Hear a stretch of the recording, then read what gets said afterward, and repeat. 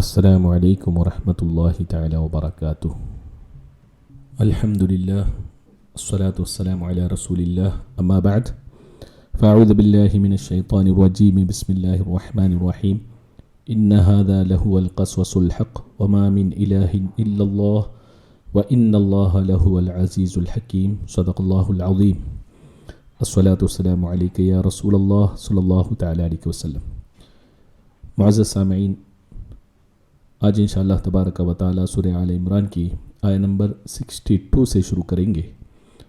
اللہ تعالی فرماتا ہے، ان ھذا لہو القصص الحق، یہی بے شک سچا بیان ہے، وما من الہ الا اللہ، اور اللہ کے سوا کوئی معبود نہیں، وان اللہ لہو العزیز الحکیم، اور بے شک اللہ ہی غالب ہے، حکمت والا۔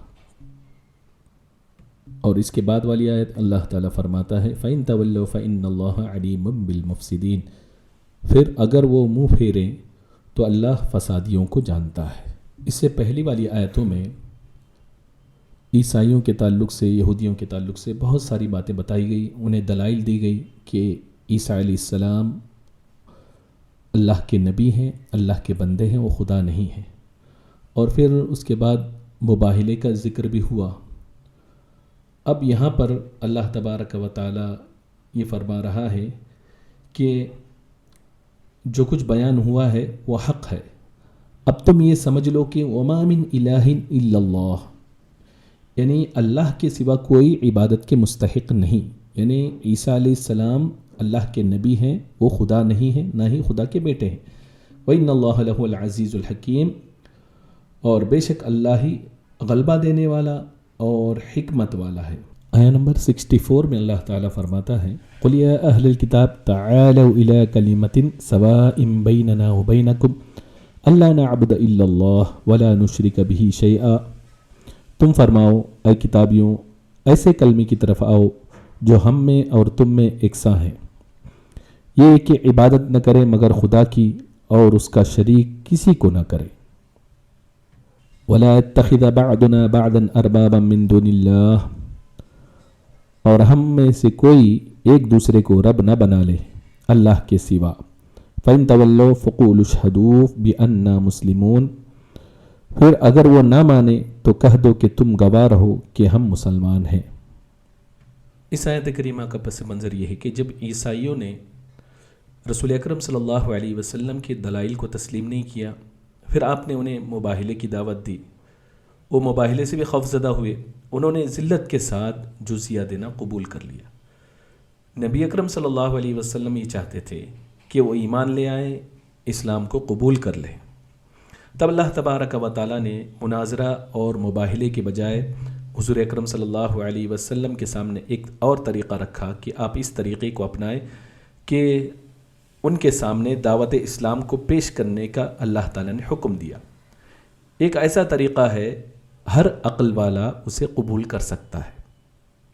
تو ان کے سامنے 3 باتیں رکھی گئی کہ پہلے تو یہ کہ اللہ تبارک و تعالیٰ کے سوا ہم کسی کی عبادت نہ کریں، اور یہ وہ چیز ہے جس میں قرآن، توریت، انجیل سب متفق ہے، یعنی تمہاری کتابوں میں بھی بات ہے کہ اللہ کے علاوہ کسی کی عبادت نہ کریں، اور ان میں کسی کا اختلاف نہیں۔ تو ان میں ہم دونوں ایک ہو جائیں، ہم تو اللہ کو ایک مانتے ہیں، اس کے ساتھ کسی کو شریک نہیں کرتے، تم بھی اس بات پر متفق ہو جاؤ اللہ تعالیٰ کے ساتھ کسی کو شریک نہ کرو۔ دوسری بات یہ ہے کہ ہم کسی کو اللہ تعالیٰ کا شریک نہ ٹھہرائیں، نہ حضرت عیسیٰ علیہ السلام کو، نہ حضرت عزیر علیہ السلام کو، نہ کسی اور کو۔ تو چونکہ عیسائی اور یہودی، عیسائی حضرت عیسیٰ علیہ السلام کو اللہ کا بیٹا کہتے تھے اور یہودی حضرت عزیر علیہ السلام کو، تو یہاں یہ بات بتائی جا رہی ہے کہ یہ چھوڑ دو، انہیں اللہ کا نبی مانو جس طریقے سے ہم نبی مانتے ہیں، اللہ کا شریک نہ ٹھہراؤ۔ اور تیسری بات قرآن نے یہ پیش کی کہ ہم میں سے کوئی کسی کو اپنا رب نہ بنائے، جیسا یہود و نصارہ نے اپنے علماء اور پادریوں کو بنا رکھا تھا، تو ان کے احکام کو اللہ تبارک و تعالیٰ کے حکم کے برابر وہ سمجھتے تھے۔ تو اسے چھوڑ دو، اللہ کا جو حکم ہے اسی کو مانو۔ گویا کہ اس آیت کریمہ میں اختلاف کو ختم کرنے کا ایک بہت اچھا طریقہ بتایا گیا کہ جو ان کی کتابوں میں بھی ہے اور قرآن میں بھی وہی بات بتائی گئی ہے. رسول اکرم صلی اللہ علیہ وسلم اسی بات کو پیش کر رہے تھے. تم اصل دین کی طرف آؤ اور اللہ کو ایک مانو اور اللہ کے ساتھ کسی کو شریک نہ ٹھہراؤ، اور تم اپنے علماء کو اور پادریوں کو جو ہے رب نہ بناؤ، چونکہ اللہ ہی رب ہے. اگر تم اس بات پر اتفاق کرتے ہو تو یقیناً تم مسلمان ہو جاؤ گے، کیونکہ جب ان تینوں باتوں کو مان لیں گے تو یقیناً وہ رسول اکرم صلی اللہ علیہ وسلم کو نبی بھی مان لیں گے. آیہ نمبر 65 میں اللہ تعالیٰ فرماتا ہے یا اہل الکتاب لما تحاجون فی ابراہیم وما انزلت التوراۃ والانجیل الا من بعدہ افلا تعقلون. اے کتاب والوں، ابراہیم کے بارے میں کیوں جھگڑتے ہو؟ توریت و انجیل تو نہ اتری مگر ان کے بعد، تو کیا تمہیں عقل نہیں؟ اس آیت کریمہ کے تعلق سے مفسرین لکھتے ہیں کہ نجران کے عیسائی اور یہودی علماء کے درمیان ابراہیم علیہ السلام کے تعلق سے مناظرہ ہوا، یعنی وہ آپس میں جھگڑنے لگے. یہودی کہتے تھے کہ ابراہیم علیہ السلام یہودی تھے لہذا ہمارا دین سب سے بڑا دین ہے، اور عیسائی کہتے تھے کہ نہیں، ابراہیم علیہ السلام جو ہے وہ عیسائی تھے، ہمارا دین بڑا دین ہے. آخر کار یہ دو جھگڑتے رہے، فیصلہ نہ ہو سکا تو سرور دو عالم صلی اللہ علیہ وسلم کو حاکم بنایا کہ آپ فیصلہ کریں. تو اللہ تبارک و تعالیٰ نے یہ آیت کریمہ نازل فرمائی کہ تم ابراہیم علیہ السلام کے بارے میں کیوں جھگڑتے ہو. یہاں پر اللہ تبارک و تعالیٰ نے ان دو گروپس کے جو بیوقوفی کر رہے تھے اور جو جہالت ظاہر کر رہے تھے اس کو اللہ تبارک و تعالیٰ نے ظاہر فرما دیا کہ یہودیت حضرت موسیٰ علیہ السلام سے اور نصرانیت جو ہے حضرت عیسیٰ علیہ السلام سے جاری ہوئی. تو حضرت ابراہیم علیہ السلام ان دونوں نبیوں سے کئی سو سال پہلے آئے، تو وہ یہودی اور عیسائی کیسے ہو سکتے ہیں؟ تو اللہ تعالیٰ نے فرمایا اہل کتاب تم ابراہیم علیہ السلام کے بارے میں کیوں جھگڑتے ہو؟ نہ ہی وہ یہودی تھے نہ عیسائی تھے، حالانکہ توریت اور انجیل تو ان کے بعد اتری ہے.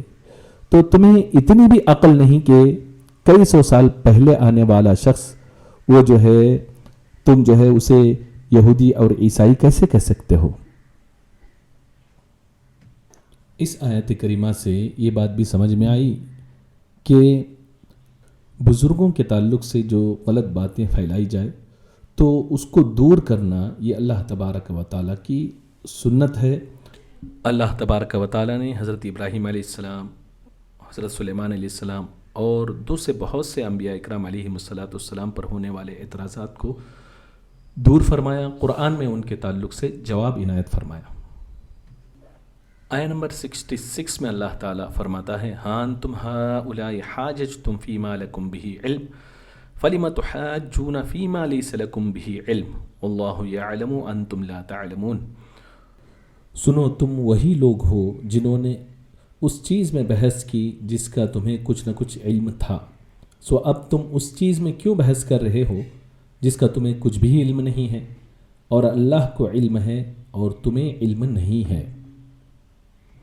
آیہ نمبر 67 میں اللہ تعالیٰ فرماتا ہے ما کان ابراہیم یہودیا ولا نصرانیا ولکن کان حنیفا مسلما وما کان من المشرکین. ابراہیم نہ یہودی تھے نہ نصرانی، لیکن وہ ہر باطل نظریے سے الگ رہنے والے خالص مسلمان تھے اور وہ مشرکین میں سے نہ تھے. آیہ نمبر 66 اور 67 کا خلاصہ یہ ہے کہ یہ تم ہی ہو کہ تمہاری کتابوں میں حضور اکرم نور مجسم صلی اللہ تعالیٰ علیہ وسلم کی بعثت، آپ کے آنے کا ذکر اور حضور اکرم صلی اللہ علیہ وسلم کی تمام صفات، ان کی تعریف اس کتاب میں موجود ہے. اس کے باوجود بھی تم رسول اکرم صلی اللہ علیہ وسلم پر ایمان نہ لائے اور تم نے اس میں جھگڑا کیا. تو جب وہ باتیں جو تمہیں معلوم ہیں اس میں تم جھگڑتے ہو، جھگڑا کرتے ہو، تو ان باتوں میں کیوں جھگڑتے ہو جس کا تمہیں بالکل علم نہیں؟ یعنی تمہیں اس بات کا علم نہیں کہ حضرت ابراہیم علیہ السلام یہودی تھے یا نصرانی تھے، تم اس بات کو نہیں جانتے. حقیقت یہ ہے کہ کسی یہودی یا نصرانی یا مشرک کا اپنے آپ کو ابراہیم علیہ السلام کا پیروکار کرنا یہ صحیح نہیں ہے، کیونکہ ابراہیم علیہ السلام نہ یہودی تھے، نہ عیسائی تھے، نہ ہی مشرک تھے، بلکہ اللہ تعالیٰ نے تو فرما دیا بلکہ ہر باطل سے جدا تھے، خالصتاً اللہ تعالیٰ کے فرما بردار اور مسلمان بندے تھے۔ گویا کہ اللہ تبارک و تعالیٰ نے ابراہیم علیہ السلام کے تعلق سے حقیقت بتا دی، چونکہ وہ فیصلہ کرنے کے لیے رسول اکرم صلی اللہ تعالیٰ علیہ وسلم کے پاس آئے تھے۔ وہ آپس میں جھگڑ رہے تھے کہ ابراہیم علیہ السلام یہودی تھے اور وہ کہہ رہے تھے کہ عیسائی تھے، تو اللہ تعالیٰ نے فرما دیا کہ وہ خالصتاً جو ہے اللہ تبارک و تعالیٰ کے بندے تھے اور مسلمان تھے، اور اللہ تبارک و تعالیٰ کے فرما بردار تھے۔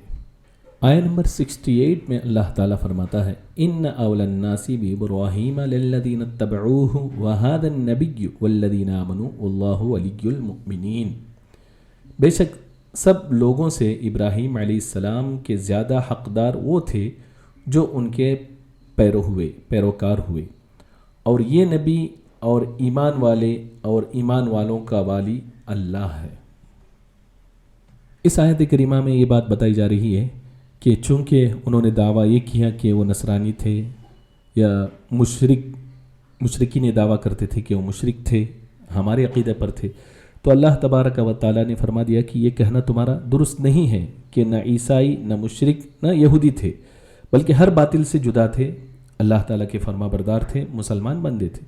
پھر آگے اللہ تعالیٰ نے فرمایا کہ ابراہیم علیہ السلام کے تم جو پیروکار کہتے ہو، سب سے زیادہ ابراہیم علیہ السلام سے قریب کون لوگ ہیں؟ تو یہ بات بتائی جا رہی ہے کہ سب سے زیادہ قریب وہ لوگ ہیں جو ان کے زمانے نبوت میں ان پر ایمان لائے، وہ ان سے زیادہ قریب ہے، اور ان کے شریعت پر عمل پیرا ہوئے، ان کی اتباع کی۔ پھر حضرت ابراہیم علیہ السلام کے قریب یہ نبی یعنی حضور اکرم نور مجسم صلی اللہ علیہ وسلم اور ان کے امتی ہیں۔ اس آیت کریمہ سے بہت ساری باتیں ثابت ہوتی ہیں کہ سب سے پہلی بات ہمیں یہ معلوم ہوتی ہے کہ نبی سے قریب آدمی قرب حاصل کرنا چاہتا ہے تو ان کی اطاعت سے قرب حاصل ہوتا ہے، صرف محض اولاد ہونے سے قرب حاصل نہیں ہوتا۔ جیسا کہ کنعان حضرت نوح علیہ السلام سے قریب نہیں ہو سکا، اس لیے کہ ان کا بیٹا تھا لیکن وہ کافر تھا، اس وجہ سے قریب نہیں ہو سکا۔ اب دوسری بات، مسلمان ہی سچے ابراہیم علیہ السلام کے پیروکار ہیں، کیونکہ بہت ساری سنت اسلام میں ابراہیم علیہ السلام کی ہیں، مثال کے طور پر حج ہے، قربانی ہے، ختنہ ہے، داڑھی رکھنا وغیرہ ہے، یہ سب کے سب جو ہے ابراہیم علیہ السلام کی سنتیں ہیں۔ اور یہودیوں کے دین میں، نصرانیوں کے دین میں یہ ساری باتیں نہیں ہیں، تو صرف مسلمان ہی ابراہیمی ہوئے۔ اور اس سے یہ بات بھی سمجھ میں آتی ہے، چونکہ یہاں ابراہیم علیہ السلام سے نسبت ہے، تو بزرگوں سے نسبت یہ اللہ تبارک و تعالیٰ کی بہت بڑی نعمت ہے۔ جیسے کہ اللہ تبارک و تعالیٰ نے اس آیت کریمہ میں ابراہیم علیہ السلام سے صحیح نسبت اور تعلق کو بیان کیا ہے، اور یہ شرف مسلمانوں کو حاصل ہے، خصوصاً اہل سنت الجماعت کو بزرگان دین سے نسبت، تو یہ ساری باتیں انہیں حاصل ہیں۔ اللہ تبارک و تعالی ہمیں نسبت والوں میں رکھے اور بزرگان دین کا صحیح معنوں میں پیروکار بنائیں، حضور اکرم نور مجسم صلی اللہ تعالی علیہ وسلم کی سنت پر عمل کرنے والوں میں ہمارا شمار فرمائے۔ استغفر اللہ ربی من کل ذنب واتوب الیہ، وآخر دعوانا ان الحمد للہ رب العالمین۔